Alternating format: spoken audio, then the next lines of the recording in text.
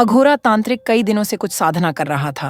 ओम भूतम भूतम आवायामि परिहितम परिहितम प्रकट प्रकट ओम ओम फट स्वाहा। कि तभी एक रात उस रास्ते से एक आदमी आ रहा था। तभी उसकी नजर उस तांत्रिक पर पड़ती है। अरे ये तो कोई तांत्रिक है, चलो इसके पास चलकर पूछता हूँ कि कौन सी साधना कर रहा है। फिर वह वहां से चल देता है। फिर वह उस तांत्रिक के पास पहुंच जाता है। फिर तांत्रिक महाराज अपनी आंख खोलते हैं। अरे मूर्ख, तुम इतनी रात को इस जंगल में क्या कर रहे हो?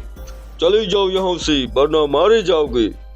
अरे तांत्रिक महाराज जी, मैं तो बस भूत देखने आया था, आप तो बेकार में ही गुस्सा हो रहे हैं। अरे मूर्ख, यह कोई कॉमेडी शो चल रही है जो मैं तुझे भूत दिखाऊंगा। मेरी साधना अब समाप्त होने ही वाली है। मेरी साधना अब समाप्त होने ही वाली है और साधना समाप्त होते ही यहाँ एक भूत आएगा और अगर कोई आदमी उसे दिखाई देगा तो वह उसे मार डालेगा और मेरी साधना भी संपन्न नहीं हो पाएगी, इसलिए यहाँ से चले जाओ। इतना कहकर वह वहां से चले जाते हैं। मुझे मारेगा ढोंगी बाबा जी, आज तो मैं यहाँ से भूत देखे बिना जाऊंगा ही नहीं। मुझे तो लगता है ये जानबूझकर नाटक कर रहा है। इतना कहकर वह उसके पीछे चल देता है।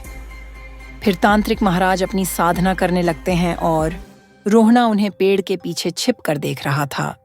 कुछ ही देर साधना करते ही एक भूत आ जाता है। तभी उस भूत की नजर उस रोहन पर पड़ती है।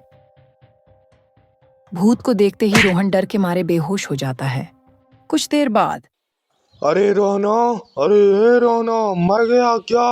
उठना। अरे ये कहीं मर तो नहीं गया? रोहना, अरे ये रोहना। हरिया की आवाज सुनकर रोहन की आंखें खुलती हैं। अरे गधे, मैं तुझे पिछले 2 घंटे से जगाने की कोशिश कर रहा हूँ।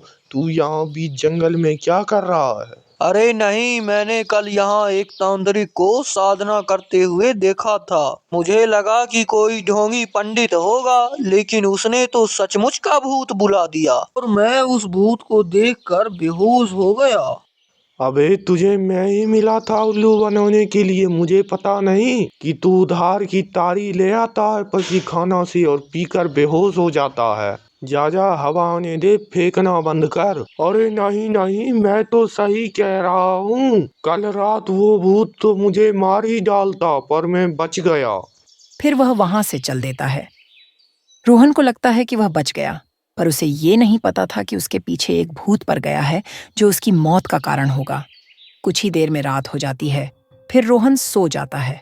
उसके सोते ही भूत प्रकट हो जाता है। अरे तुझे लगा तू इतनी आसानी से बच जाएगा? तूने मुझे देखने की जुर्रत की है। अब तुझे कोई नहीं बचा सकता। अब तुझे मरना ही होगा।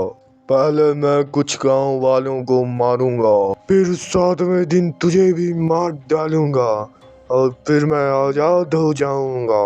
फिर मुझे कोई नहीं रोक पाएगा।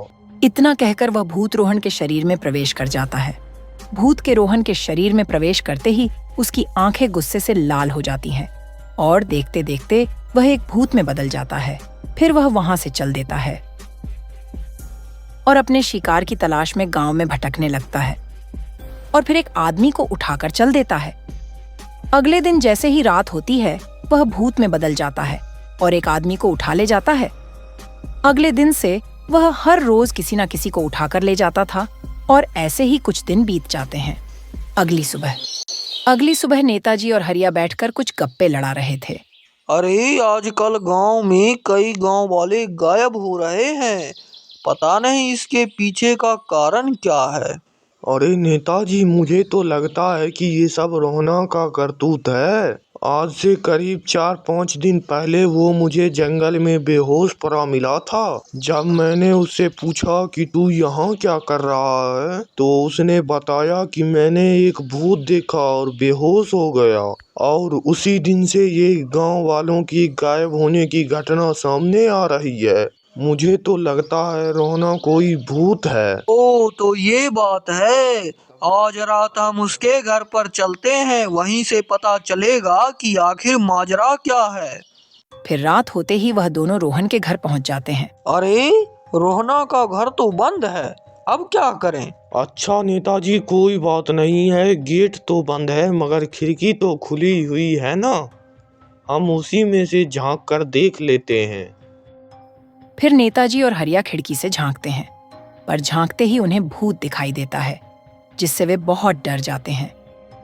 अरे बाप, ये तो भूत है, भाग यहाँ से, जल्दी भाग। और वहां से भाग जाते हैं। अगली सुबह अब हम क्या करें? यही रोहना तो भूत निकल गया, इसका मतलब तो यही गांव वालों को गायब कर रहा है। अरे नेताजी, मैंने तो आपसे पहले ही कहा था कि ये रोना भूत है, पर आप चिंता मत कीजिए, मेरे पास एक उपाय है। जब मैं इससे जंगल में मिला था तब इसने किसी तांत्रिक के बारे में बोला था, मुझे तो लगता है अब वही कोई उपाय बता सकते हैं। तो ठीक है, अब हम उस तांत्रिक के पास चलते हैं, वही अब कुछ उपाय बताएगा। फिर वह दोनों अघोरा तांत्रिक की तलाश में जंगल के रास्ते की ओर चल देते हैं। तभी नेताजी की नजर उस तांत्रिक पर पड़ती है। अरे वो रहा तांत्रिक, चलो उसके पास चलते हैं।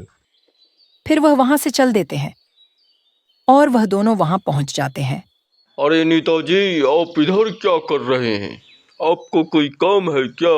तांत्रिक महाराज जी, आप जानते हैं आजकल हमारे गांव से कई गांव वाले गायब हो रहे हैं। हमें रोहना पर शक था, हमने जब उसके घर में जाकर देखा तो वो भूत निकला। उसने आपकी साधना छिप कर देखने की कोशिश की और अगली सुबह वह इस जंगल में बेहोश पड़ा मिला।